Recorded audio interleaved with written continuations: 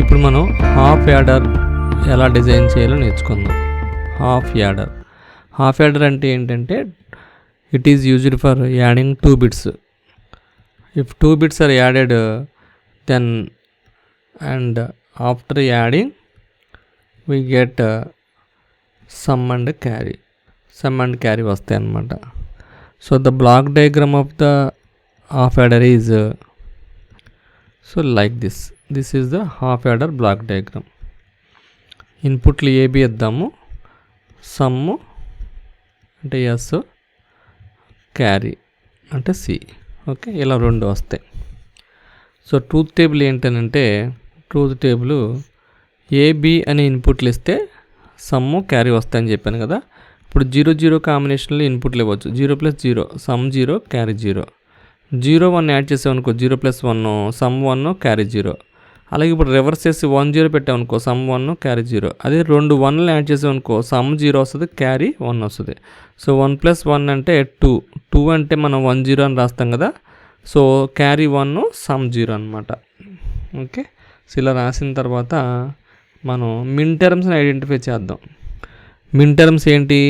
ఇది M0, ఇది M1, ఇది M2, ఇది M3, ఇది M0, అలాగే ఇది M0, M1, M2, M3. సమ్కి మిన్ టర్మ్స్ ఎక్కడొచ్చినాయి? 1లో వీటికి వచ్చినాయి. క్యారీకి ఎక్కడొచ్చినాయి? దీనికి వచ్చింది. దీనికి రిలేటెడ్ టర్మ్స్ ఏంటి? 1 1 1, అంతేనా?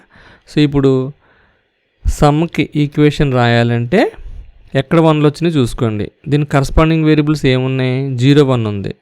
దీన్ని మనం ఏమని రాయొచ్చు అని అంటే ఏ బార్ బి అని రాయొచ్చు. ఎందుకంటే బార్ ఉంటే 0 ఉంటే బార్ అని చెప్పుకున్నాం ఇంతకుముందు.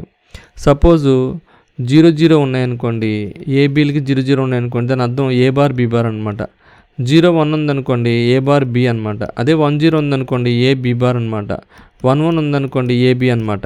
సో ఇక్కడ 1 వచ్చింది ఏ వేరియబుల్స్కి? 0 1కి. 0 1 అంటే ఎంత?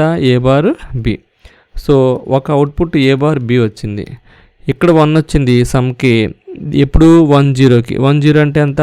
A B bar. ఓకే, ఎక్కడైతే ఎఫ్ ఈజ్ ఈక్వల్స్ టు 1 వచ్చిందో అవుట్పుట్, అక్కడ మాత్రమే ఎస్ఓపి ఫార్మ్స్ రాయాలి. Okay, so this is important point. అప్పుడు ఏమవుతుంది? ఏ బి బార్ అవుతుంది. మనకి ఒక ఎక్స్క్లూజివ్ ఆర్ గేట్ అని ఉంది. ఎక్స్క్లూజివ్ ఆర్ గేట్ ఫంక్షన్ ఇదే, A bar B plus AB bar. దీన్నే మనం ఏ ఎక్స్క్లూజివ్ ఆర్ బి అనొచ్చు. అంటే గేట్లో మాట్లాడుకుంటే ఇలా వస్తుంది గేటు.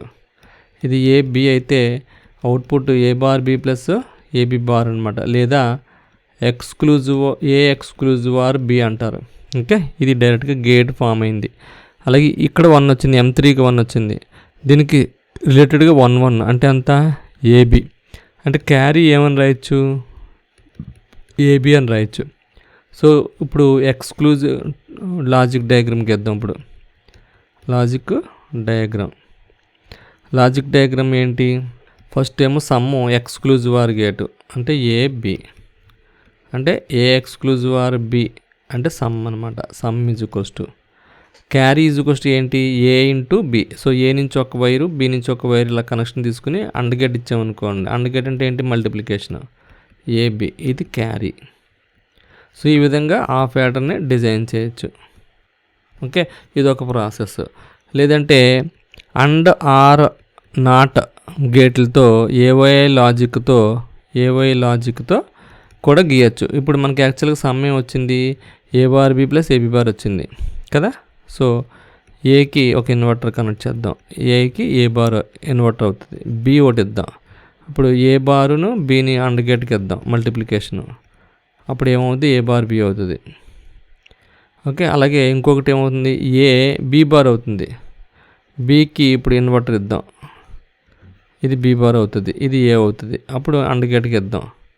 అండ్ గేట్ అంటే మల్టిప్లికేషన్. అప్పుడు ఏ బి బార్ అవుతుంది. సో ఈ రెండింటిని కలపాలి కదా. దీనికి ఒక ఆర్ గేట్ ఇద్దాం.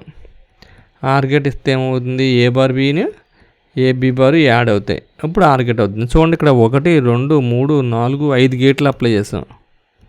కానీ ఇక్కడ 2 గేట్స్తోనే సరిపోయింది. మనకి నెంబర్ ఆఫ్ గేట్స్ తగ్గడం ఇంపార్టెంట్ కాబట్టి this is best circuit diagram compare to this one.